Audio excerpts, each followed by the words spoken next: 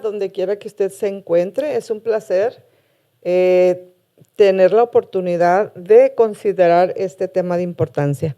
Pero antes de iniciar, vamos a darle gracias a Dios por esta oportunidad. Dios, en el nombre de nuestro Señor Jesucristo, te doy gracias por esta oportunidad de compartir este tema de importancia en tiempos finales. Te rogamos tu guianza.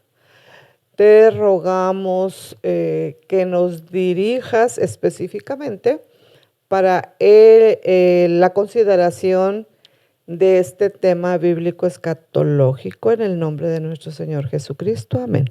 Bien, en esta hora vamos a considerar el tema Batalla de Armagedón, perspectiva del profeta Joel.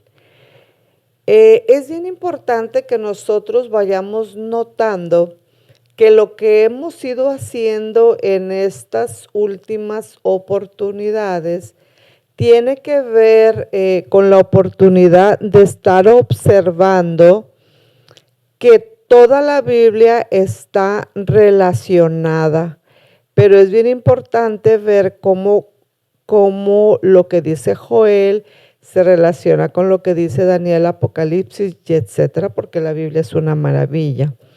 De hecho, nosotros estamos haciendo esta consideración del profeta Joel, en este caso como una antesala de un estudio más específico y más complementario de lo que ya hemos tratado sobre Apocalipsis. Y bueno, estamos viendo en este caso lo relativo al profeta Joel como una antesala. Entonces, aquí, en este caso, pues estamos en el capítulo 2 de Joel. Joel solamente tiene 3 capítulos, ¿verdad? Entonces yo les pido que ustedes ya solitos lean los 3 capítulos. Están muy cortos, pero sí, claro que nos pueden ayudar a tener una perspectiva mejor de todo esto que está pasando en los tiempos finales. Muy bien.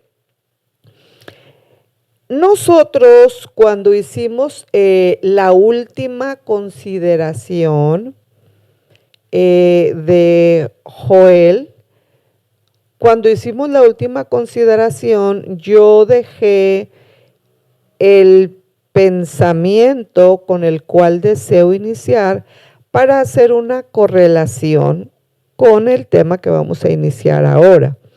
Yo lo último que les dije en la última consideración bíblico-escatológica con respecto a Joel fue: además, los predicadores modernos deben dar alarma en cuanto a la condición de la iglesia moderna, porque estos eventos de los cuales habla Joel están cercanos. También significa que el arrebatamiento de la iglesia que precederá estos eventos está muy cercano. Primera Tesalonicenses 4 del 13 al 18. Esa fue la última idea fundamental que yo dejé para ustedes, y entonces ahora vamos a pasar al tema que nos ocupa, Batalla de Armagedón, 2 puntos, perspectiva del profeta Joel. Entonces yo quiero llamar su atención aquí a Joel 2:2. Y la idea preponderante antes de entrar a Joel 2:2, pues es precisamente descritos los ejércitos de Dios en Armagedón. Fíjense qué interesante, aquí ya viene una idea que se añade para ir clarificando el tema. Descritos los ejércitos de Dios en Armagedón. Bueno, pues antes de entrar a la consideración de lleno, es correcto que yo cite para ustedes cuál es la Biblia que voy a estar usando. La Biblia que yo voy a estar usando en esta consideración bíblico-escatológica, pues es la Biblia de estudio textual comentada, que ha sido producida bajo el ministerio del hermano Jimmy Swaggart, ¿verdad? Que tiene más de 60 años él, pues analizando, ¿verdad? La Biblia, pero aparte él pues tiene un grupo nutrido de eruditos que gracias a Dios pues han sumado esfuerzos para esta maravillosa Biblia. En lo particular les digo que es mi predilecta. Entonces estaré usando esa Biblia, pero antes de eso pues quiero decirlo aquí para dar los créditos y pues honor a quien honor merece, ¿verdad? Gracias a Dios por esa obra. Muy bien. Cuando nosotros estamos viendo el capítulo 2 y versículo 2 de Joel, la Biblia dice, día de tinieblas y de oscuridad, día de nube y de sombra, como sobre los montes, si lo leemos así. Pero si nosotros le ponemos el acento a cómo, leeríamos, como sobre los montes se extiende el alba. Eso es enfático. Y si lo leemos pues sin acento, decimos, como sobre los montes se extiende el alba, así vendrá un pueblo grande y fuerte, semejante a él no lo hubo jamás. Entonces, obviamente, aquí nos estamos refiriendo al como sin acento. Entonces leemos, como sobre los montes se extiende el alba, Joel 2:2, así vendrá un pueblo grande y fuerte, semejante a él no lo hubo jamás, ni después de él lo habrá en años de muchas generaciones. Bueno, aquí en Joel 2:2, cuando estamos hablando de día de tinieblas y de oscuridad, día de nube y de sombras, se refiere a los primeros días de la batalla de Armagedón, cuando el anticristo subirá y vendrá como tempestad, y él vendrá como nublado para cubrir la tierra. Eso lo dice Ezequiel 38:9. Recordemos que cuando nosotros estamos hablando de la batalla de Armagedón, estamos hablando del periodo al final de la semana 70. No hemos entrado a la semana 70 y eso corresponde de la segunda venida de nuestro Señor Jesucristo a lo que yo le llamo, pues, como una manera didáctica de explicar las cosas. No es el inminente arrebatamiento, sino es 7 años después del inminente arrebatamiento. Entonces, es bien importante que nosotros comprendamos esto para que vayamos situando los eventos. Mi mano derecha está simbolizando la segunda venida de nuestro Señor Jesucristo, una sola mano. Pero la palma de mi mano tiene que ver con el inminente arrebatamiento que estamos esperando ahora. Y 7 años después, dorso de la mano, está la segunda venida propiamente dicha. Entonces, cuando nosotros estamos hablando de Armagedón, obviamente que estamos hablando de dorso de la mano, segunda venida propiamente dicha. Ya lo hemos explicado antes. Entonces, ni después de él lo habrá en años de muchas generaciones.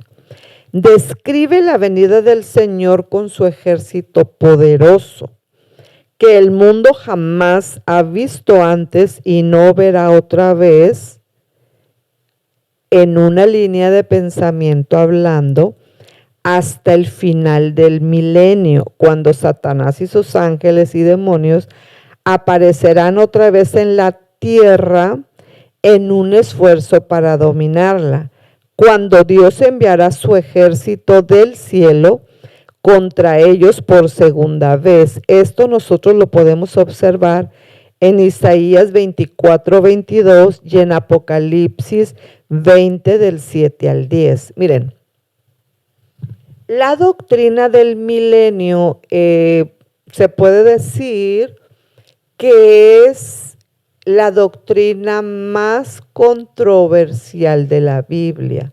Entonces, Inclusive cuando nosotros hemos estudiado el anticristo y las guerras ya propiamente dichas en la semana 70, nosotros hemos hecho algunas aclaraciones con respecto a Gog, ¿verdad? Y entonces muchas veces existe la confusión, digamos, de cuando la Biblia se refiere a la presencia de Gog o a la guerra de Gog al final del milenio. Entonces, cuando nosotros hablamos de Gog en la semana 70, o sea, dentro de la semana 70, hay personas que se confunden porque dicen, no, es que la batalla de Gog viene hasta después del milenio. Ciertamente viene al final del milenio, porque es cuando después de terminado el milenio, recuerden que Satanás es soltado, sale pues del abismo después de estar atado ahí 1000 años. Entonces, al final del milenio, él vuelve a salir y trata otra vez de engañar a la humanidad. Entonces allí es cuando se presenta, claro, esa batalla, por eso se está explicando así. Entonces, en esta línea de pensamiento, nosotros estamos viendo que según la explicación que dimos anteriormente, Gog es otro nombre para el anticristo. Gog es otro nombre para el anticristo.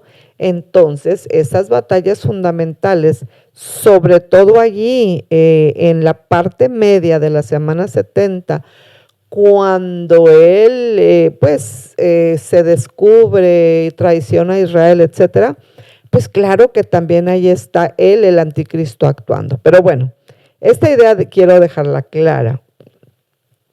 Ni después de él lo habrá, estoy hablando de Joel 2:2, en años de muchas generaciones. Esto está describiendo la venida del Señor, dorso de la mano, segunda fase de la segunda venida de nuestro Señor Jesucristo.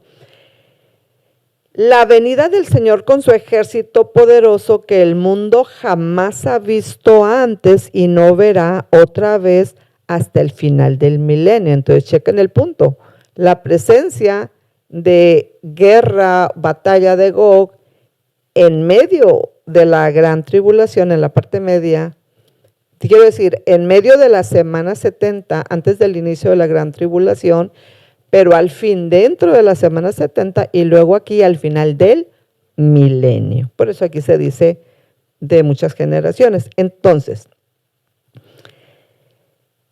describe la venida del Señor con su ejército poderoso que el mundo jamás ha visto antes y no verá otra vez hasta el final del milenio, cuando Satanás y sus ángeles y demonios aparecerán otra vez en la tierra en un esfuerzo para dominarla, cuando Dios enviará su ejército del cielo contra ellos por segunda vez. Otra vez, lean ustedes detenidamente Isaías 24:22 y Apocalipsis 20 del 7 al 10. Entonces, esto es precisamente a lo que las muchas generaciones se refiere, que tiene que ver con un plazo de tiempo de cerca de 1000 años, o bueno, 1000 años, nos estamos refiriendo por cierto, al milenio, ¿verdad? Entonces, 1000 años entre la segunda venida, ahí nos estamos situando en Armagedón, y el final del milenio. Muy bien.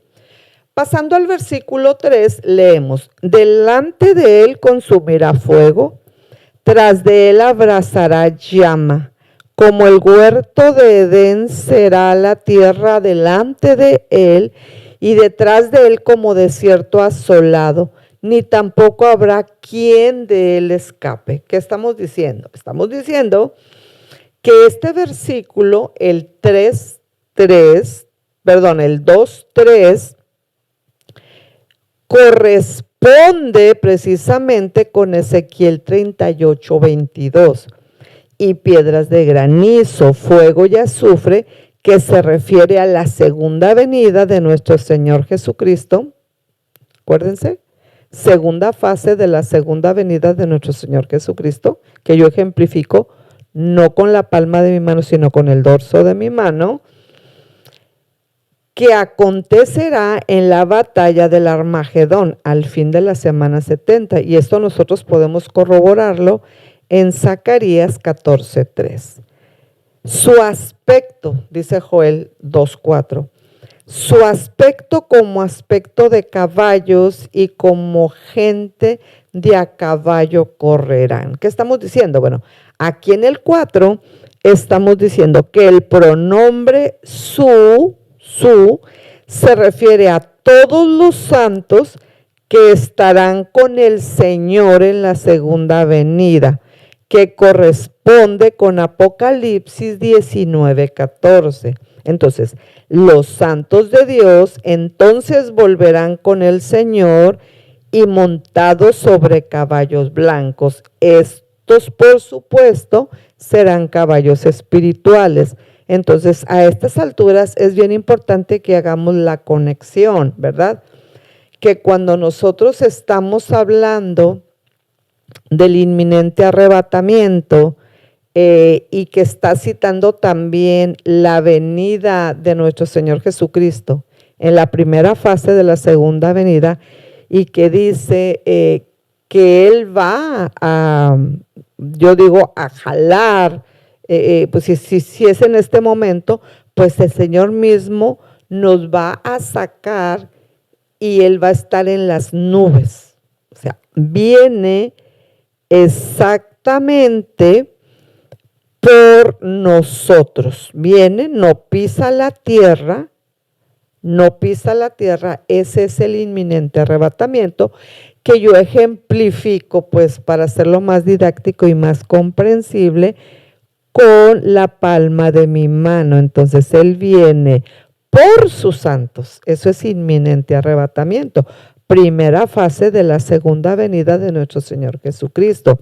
Pero aquí en Joel estamos hablando de la segunda fase de la segunda venida de nuestro Señor Jesucristo, que es la segunda venida propiamente dicha.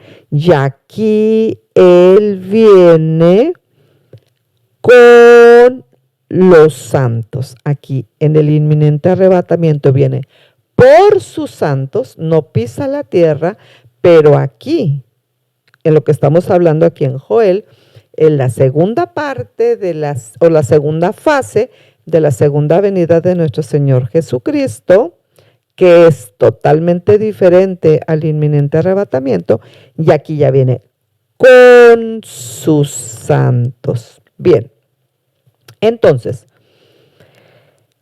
pues estamos hablando que vendrán montados, dice la Biblia, ¿verdad?, en caballos blancos. Estos, por supuesto, serán caballos espirituales. Bien, en el versículo 5 dice Joel en el capítulo 2, como estrépito de carros saltan sobre las cumbres de los montes, Joel 2:5, pueden leer ahí conmigo, como el crepitar de llama de fuego que consume la hojarasca. ¿Cómo? Pues como un pueblo poderoso dispuesto para la batalla. Estamos desarrollando el tema Batalla de Armagedón, perspectiva del profeta Joel.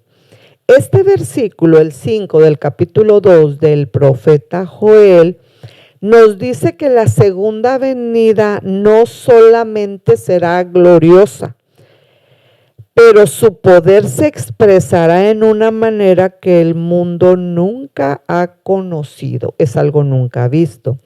La frase, como pueblo poderoso dispuesto para la batalla, allá en el mismo versículo 5, será en respuesta a las jactancias y será en respuesta a las burlas del anticristo que llenarán el mundo durante los 3 años y medio de la gran tribulación.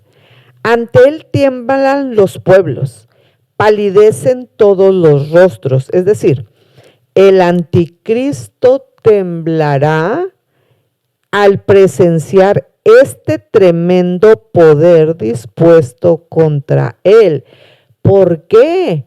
Porque estamos hablando precisamente de los ejércitos de Dios mismo. Entonces, claro que va a temblar el anticristo al presenciar este tremendo poder dispuesto contra él.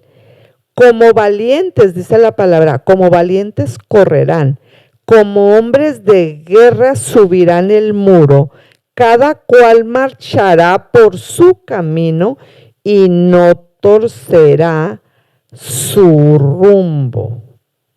Entonces, aquí, si ustedes observan el versículo 7 del profeta Joel, estamos diciendo que el empeño inicial de este versículo del 7 es que la segunda venida del Señor no será, al menos en sus comienzos, para bendición del mundo, sino más bien para la destrucción del mal. Por lo tanto, ellos aquí en el versículo 7 del capítulo 2 de Joel son llamados hombres de guerra. Además, no torcerá su rumbo, dice el versículo 7, hasta acabar la derrota al anticristo y sus ejércitos, y definitivamente será acabada. Entonces, estamos viendo ahora desde la perspectiva de Joel. Recuerden que recientemente hemos visto la perspectiva de Ezequiel. Entonces, la Biblia es un pensamiento que está correlacionado. Claro que sí, está correlacionado porque sí, ciertamente viene la batalla de Armagedón. Y entonces Joel nos está presentando su perspectiva, pero el mensaje es idéntico. En este caso estoy hablando en comparación con el de Ezequiel. Entonces, él es totalmente derrotado por los ejércitos de Dios mismo. Ninguno apretará, dice Joel, a su compañero. Cada uno irá por su carrera y aun cayendo sobre la espada no se herirán. ¿Qué estamos diciendo? Estamos diciendo que aquí en el versículo 8, la frase, y aun cayendo sobre la espada no se herirá, muestra que los santos glorificados, es decir, el ejército del Señor, tendrán cuerpos glorificados, o sea, que son invulnerables. En otras palabras, no los pueden matar. Y otra vez vuelvo al detalle que ahorita yo señalé. En el inminente arrebatamiento, Cristo viene por nosotros, viene por sus santos, viene por los que ya están listos para ser arrebatados. Y 7 años después, es decir, al final de la semana 70, en la batalla del Armagedón, Él viene con sus santos, que es el uso de las preposiciones totalmente claro para señalarnos a nosotros la diferencia entre inminente arrebatamiento, primera fase de la segunda venida de nuestro Señor Jesucristo, y segunda venida propiamente dicho, segunda fase de la segunda venida de nuestro Señor Jesucristo. Entonces, no es trabalenguas, es inminente arrebatamiento, primera fase de la segunda venida de nuestro Señor Jesucristo, y segunda venida propiamente dicho, segunda fase de la segunda venida de nuestro Señor Jesucristo. Entonces, lo que estamos esperando nosotros justamente ahora es que Él viene por nosotros, que viene por sus santos. Y acá, en lo que está citando Joel, viene con sus santos, viene con nosotros, pero ya con cuerpos glorificados. Por eso Joel aquí en el versículo 8 dice, los santos glorificados, allí en el versículo 8, está especificando que los santos glorificados, se está refiriendo al ejército del Señor, son invulnerables. En otras palabras, el ejército del anticristo, ni el anticristo, no los puede matar. ¿Por qué?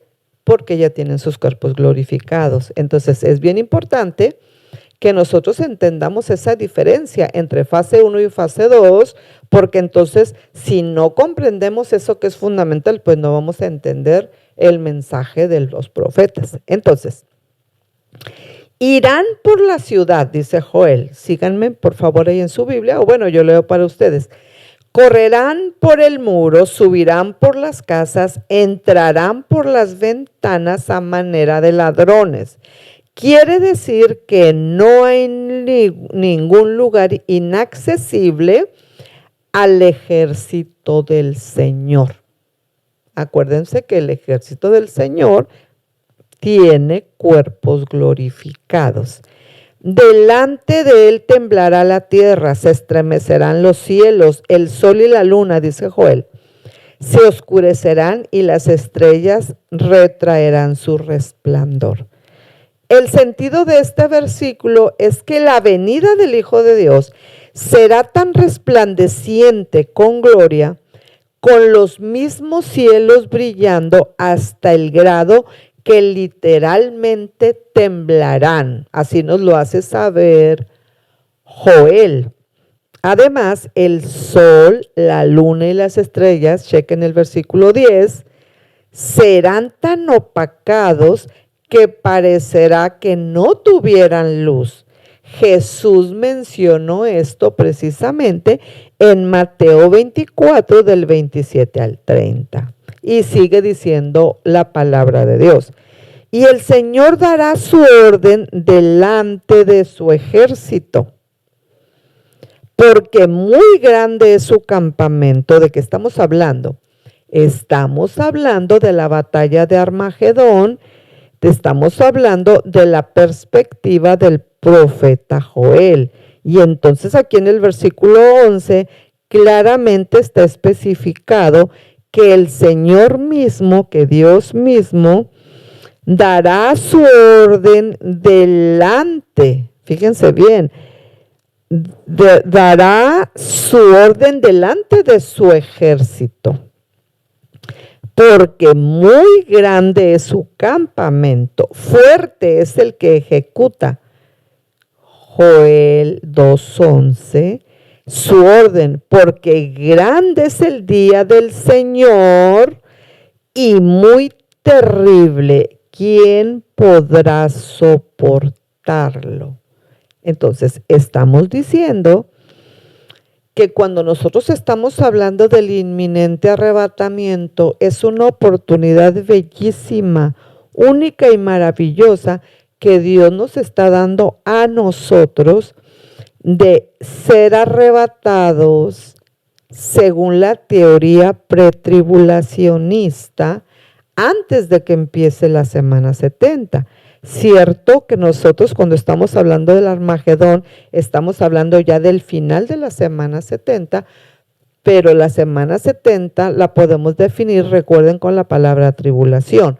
Primera parte tribulación y segunda parte gran tribulación. Entonces, ¿para qué esperar a esto si ahorita tenemos esta oportunidad de oro que Dios nos brinda para escapar de eso e irnos con Él? Entonces, bueno, yo tengo que decir esto porque es algo preponderante.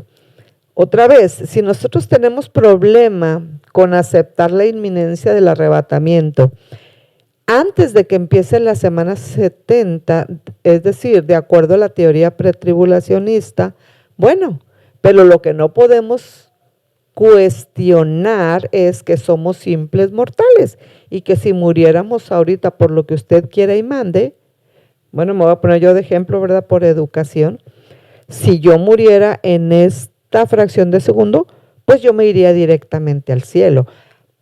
por la obra de Jesucristo, porque Él es mi Señor, porque mi intelecto, mi sentimiento y mi voluntad están sujetos a Él. Entonces, esa misma preparación se requiere para ser arrebatados en el inminente arrebatamiento. Entonces, no tenemos opción. Tenemos que prepararnos ya para enfrentar la eternidad. Y por eso estamos haciendo esta consideración bíblico-escatológica, para invitarlo a usted, para que esté ya listo para enfrentar la eternidad y no tenga que ver esto que está diciendo Joel de lo terrible del día del Señor. Entonces, usted ya invitó a nuestro Señor Jesucristo para que sea el Señor de su vida. Eso es algo que nos conviene a nosotros, es la mejor decisión que podemos hacer. Entonces, bueno, yo quiero invitarlo para que, si usted nunca le ha dicho a Jesús, quiero que seas el Señor sobre lo que pienso, sobre lo que siento, sobre lo que hago, sobre mi cuerpo, si nunca se lo ha dicho, pues dígaselo ahora. Y si ya se lo dijo y por alguna razón usted pues se desvió de ese camino o quiso dejar aparte el Señor, y bueno, pues puede retomar la situación y decirle, aquí está mi vida para que tú seas Señor. Realmente esa es la mejor decisión que podemos hacer. Porque fíjense que aquí en el versículo 11 del capítulo 2 del profeta Joel, cuando estamos viendo allí en ese versículo 11 la frase, y el Señor dará su orden delante de su ejército, habla de todos los acontecimientos de los versículos 2 al 11. Fuerte es el que ejecuta su orden. Declara que el Señor tiene el poder para respaldar su palabra, allí en el mismo versículo 11, y que todas estas predicciones se cumplirán exactamente como se ha dicho. Todo esto habla de la segunda venida de nuestro Señor Jesucristo, segunda fase de la segunda venida de nuestro Señor Jesucristo propiamente dicho. ¿Por qué? Pues porque la primera fase, inminente arrebatamiento, se habrá llevado a cabo 7 años antes. Acuérdense que la semana 70 está formada por 7 años. Bien. Cuando nosotros vemos un tema de esta naturaleza y de esta magnitud, es bien importante la idea preponderante que viene a continuación y que el mismo profeta Joel nos señala. Fíjense que estamos haciendo consideraciones totalmente apegadas a lo que la Biblia nos dice, para que no tengamos la menor duda de que estamos siendo acertados en escuchar un mensaje que es del mismo Dios usando al profeta Joel. Y el versículo 12, entonces ya nos empieza a manejar esta segunda idea preponderante, y esa idea preponderante es precisamente un llamado al arrepentimiento y al ayuno. Por eso pues, versículo 12, ahora dice el Señor, convertíos a mí con todo vuestro corazón. ¿Qué quiere decir eso? Con todo vuestro corazón quiere decir que te conviertes a nuestro Señor Jesucristo, y lo está diciendo Dios a través de Joel, con todo vuestro corazón, entregándole lo que piensas, lo que sientes y lo que haces, entregándole todo, con ayuno y lloro y lamento. ¿Cómo? Con ayuno, lloro y lamento. Joel 2:12. Fíjense que aquí, cuando nosotros estamos hablando de este versículo 12, nosotros tenemos que aclarar lo siguiente. Como los versículos 2 al 11 hablan de la segunda venida, dorso de la mano, segunda fase de la segunda venida de nuestro Señor Jesucristo propiamente dicho, entonces los versículos 12 al 17, aquí estamos tratando el 12, los versículos 12 al 17 muestran el llamado al arrepentimiento para Israel, que acontecerá en la segunda venida, dorso de la mano, segunda fase de la segunda venida de nuestro Señor Jesucristo, propiamente dicho. Muestran el llamado al arrepentimiento ciertamente para el pueblo de Israel, aquí en el versículo 12, que acontecerá en la segunda venida y garantizará su restauración futura. También habla, por supuesto, a Judá de los días de Joel, pero habla más de la segunda venida y lo que en ese entonces acontecerá. Entonces aquí nuevamente, pues es necesario que nosotros pongamos en perspectiva otra vez lo que le hemos llamado el cumplimiento inmediato del mensaje profético y luego también que pongamos en perspectiva el cumplimiento mediato o a largo plazo, que ya lo hemos explicado pues con anterioridad. Bueno, entonces es pues importante que nosotros aquí comprendamos que sí, ciertamente, también habla Judá de los días de Joel, pero habla más de la segunda venida y lo que en ese entonces acontecerá. Entonces aquí en el versículo 12, otra vez, vemos el cumplimiento inmediato en lo que estamos explicando, que habla a Judá en los días de Joel, pero más, y esto es enfático, más de la segunda venida y lo que en ese entonces acontecerá, que sería el cumplimiento mediato o a largo plazo, en este caso, del mensaje de Joel. Rasgad vuestro corazón. ¿De qué estamos hablando? Batalla de Armagedón, perspectiva del profeta Joel, pero en la idea preponderante ahora del llamado al arrepentimiento y al ayuno. Rasgad vuestro corazón y no vuestros vestidos, y convertíos al Señor. Convertíos al Señor vuestro Dios, dice Joel 2:13, porque misericordioso es y clemente, tardo para la ira, y grande en misericordia, y que se duele del castigo. Entonces aquí en este versículo 13, esta es una descripción de lo que acontecerá en Israel en la segunda venida, segunda fase de la segunda venida, en lo que se refiere al arrepentimiento de Israel. ¿Quién sabe si él volteará y se arrepentirá y dejará bendición? Versículo 14 tras de él, esto es ofrenda y libación para el Señor vuestro Dios.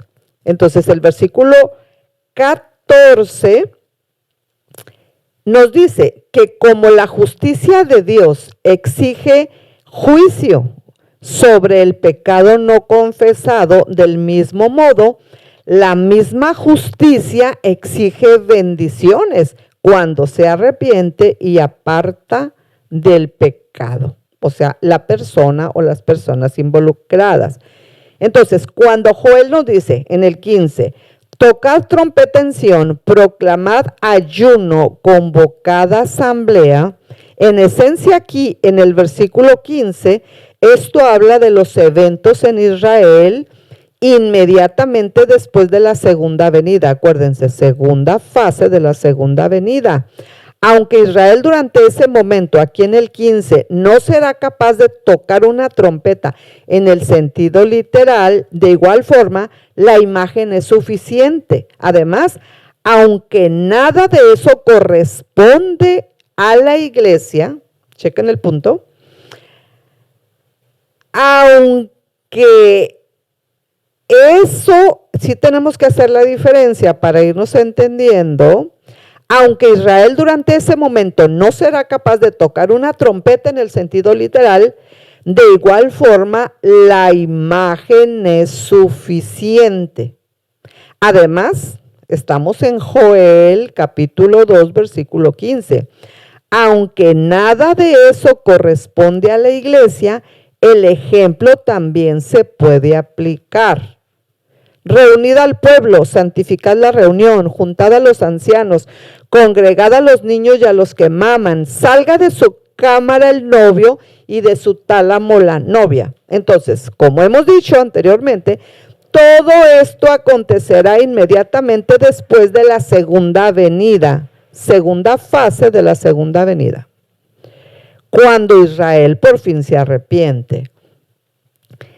Joel 2:17, entre el atrio y el altar lloren los sacerdotes ministros del Señor y digan, perdona, oh Señor, a tu pueblo y no entregues, versículo 17, al oprobio tu heredad para que las naciones se enseñoreen de ella. ¿Por qué han de decir los pueblos, ¿dónde está su Dios?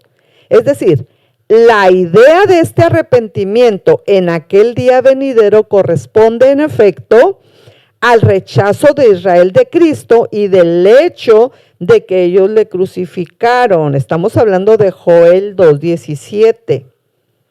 Ahora aprenderán que Él mismo, Cristo, el mismo a quien ellos crucificaron, es de hecho su Mesías. Por lo tanto, los líderes religiosos de Israel en esa época conducirán al arrepentimiento delante del Señor. Y vamos a terminar esta consideración bíblico-escatológica con los versículos 18 y 19. Y la idea preponderante con la que vamos a terminar es perdón de Dios y restauración.